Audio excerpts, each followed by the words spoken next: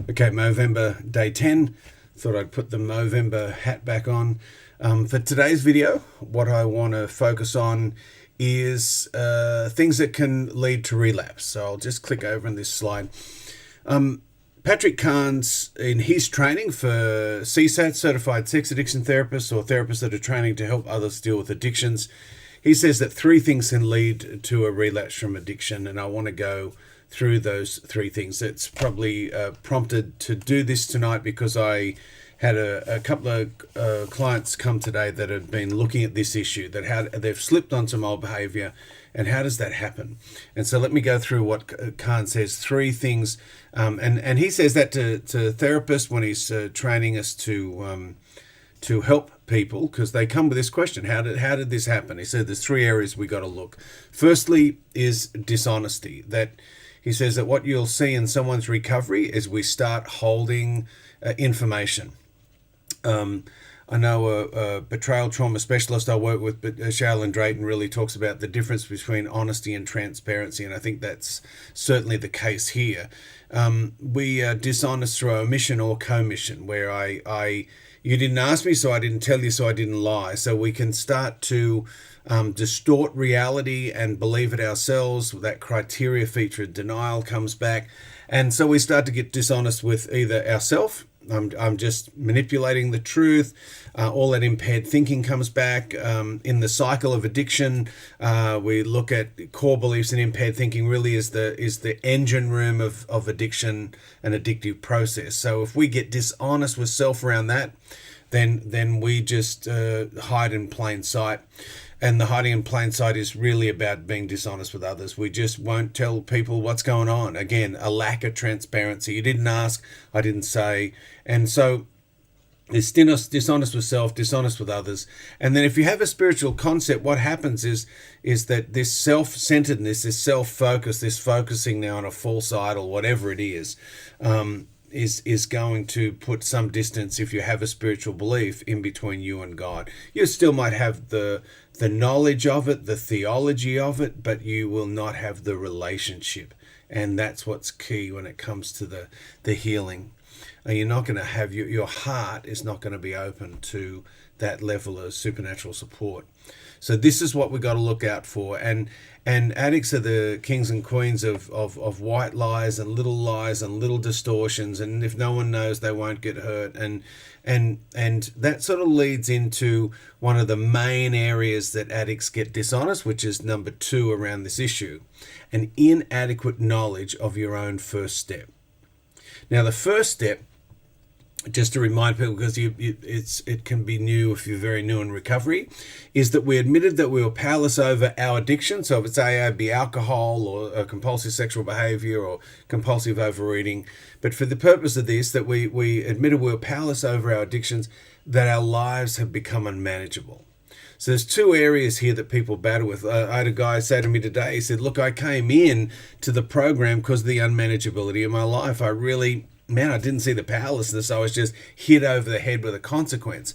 Some people come in where they're really stuck on the powerlessness. They really can't stop doing something. They can't lie to themselves anymore, but they think they can manage their way out of it. So these 2 things, a lot has been said when you listen to different commentators share their experience of the way that Bill Wilson wrote this step, because it has 2 distinct parts. We admitted that we were powerless over our addictions, that our lives have become unmanageable. So it separates these 2 things.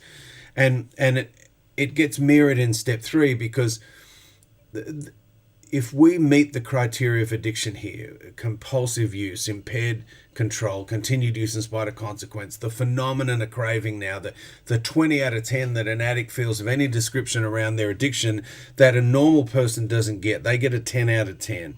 We get 20 out of 10. That's that phenomenon of craving. That's the MRI picture we can take of the reward system in our brain firing, and that includes process addictions like food, sexuality, gambling, as well as chemical addictions. They've got the same data. They can put a porn addict's MRI image while they're watching porn in MRI with a guy that's taken cocaine, and the image shows the same sort of reward functioning. That's different from a person that's not taking it and not seeing it.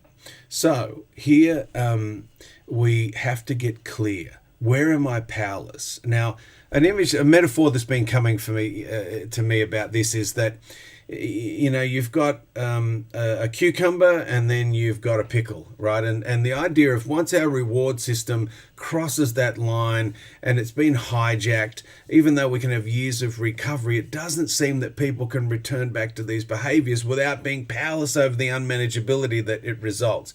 I'm 36 years sober from drugs and alcohol. I still won't take a drink. I know just through my relationship with food and other behaviors that I'd have no confidence that my pickle can go back to being a cucumber, like I see other people that aren't addicted can participate in things.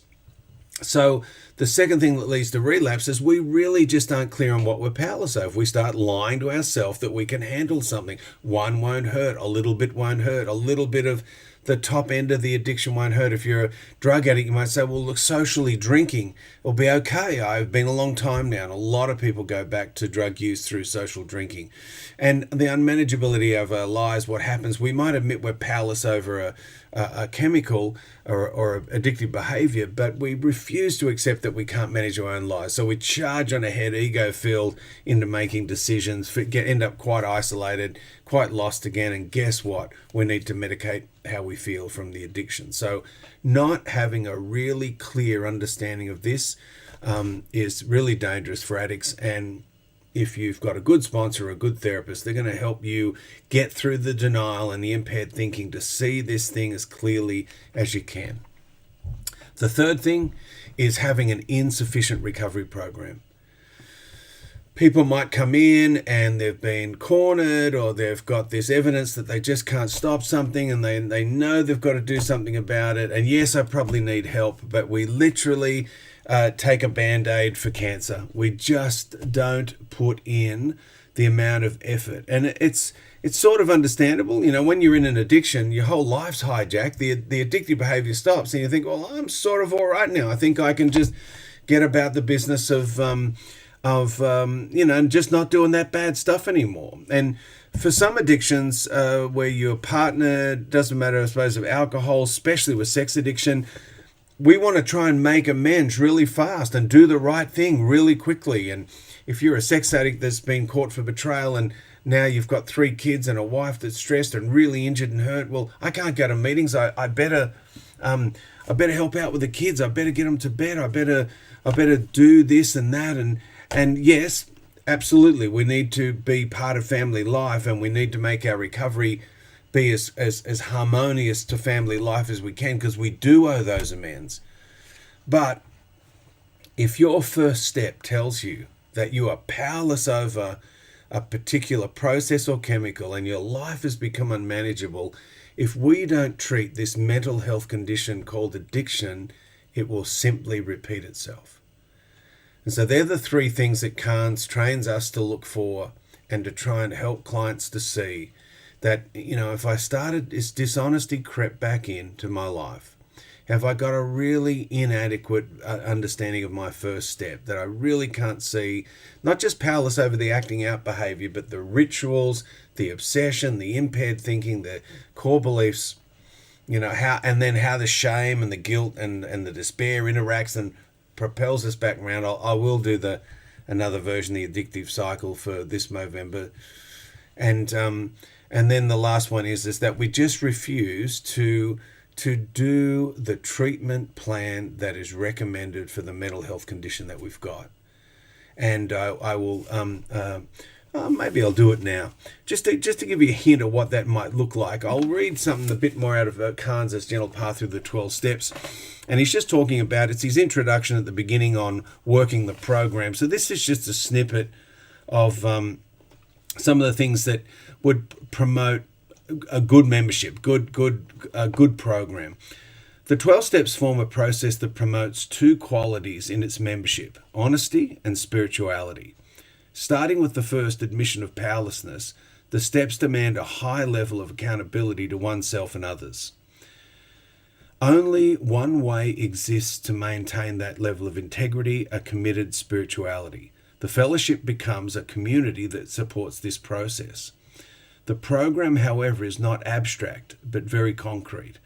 Your work, you work your program whenever you make an outreach call for support, do a daily meditation on the program, admit your powerlessness to somebody or yourself, be honest about your mistakes and shortcomings, have a spiritual awareness, support another program person, work actively on one of the steps, work for balance in your life, focus on just for today, take responsibility for your choices, feelings, and actions, do something to mend harm you've caused, attend a 12-step meeting, host a 12-step meeting, or maintain a defined sobriety. So really reach out and get support to maintain that bottom line.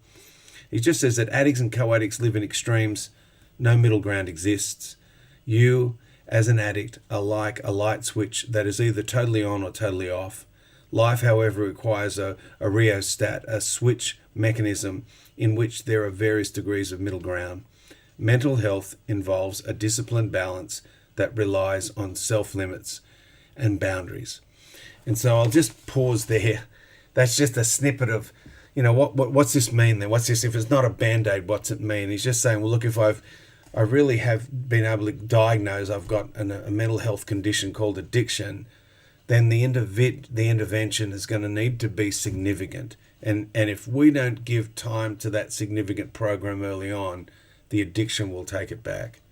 And there is a saying in recovery, if you put anything that you put in front of your recovery will get taken away eventually. So this isn't meant to be a scary warning. It's just sort of saying if you're struggling in any of those areas, don't wait for the whole rock bottom to happen. Reach out, get support, and hopefully you'll be able to sort of intervene before a full relapse happens.